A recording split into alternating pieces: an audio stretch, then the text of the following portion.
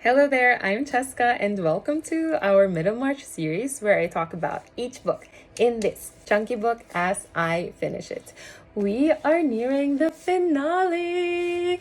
I finished book 7, Two Temptations, and this title will only really make sense once we unpack the elements in this plot-heavy part of our story. Let's start with the first major event, which is Lydgate's financial crisis deepening. So he tries to economize, tell Rosamond that they have to get a smaller house, but she refuses to acknowledge their financial reality. So instead of openly communicating, she secretly undermines Lydgate's decisions, even writing to Sir Godwin Lydgate. Now you might be asking, Rosamond seems like a shallow red flag of a partner. Why does Lydgate, an obviously intelligent and independent man, not leave her? It's complicated. Rosamond suffered a miscarriage, so Lydgate feels for their loss.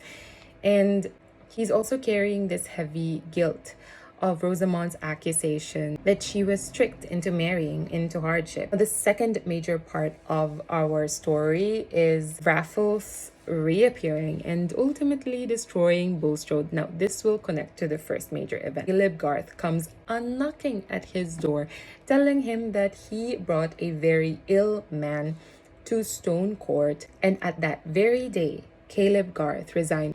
So Bulstrode knew that Garth knew his dirty little secret. But let's backtrack a bit. We saw Lydgate humbling himself in front of Bulstrode, asking him for £1,000. But Bulstrode denied this loan, saying that this would be a good lesson to him. Let's go back to the Raffles scene. Bulstrode turns around, tells him, by the way, here's £1,000 for your trouble. And so Bulstrode thought that he was safe from his shady past, and Lydgate thought that his financial troubles were over until Raffles dies.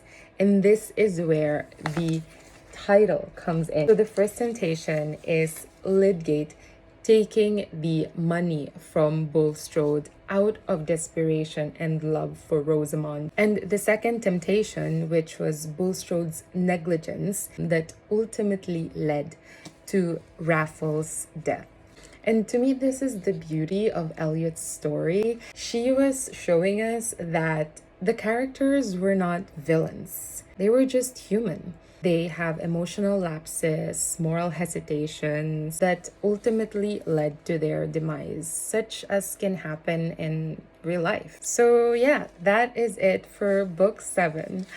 On to sunset and sunrise we go. I will see you in the last book.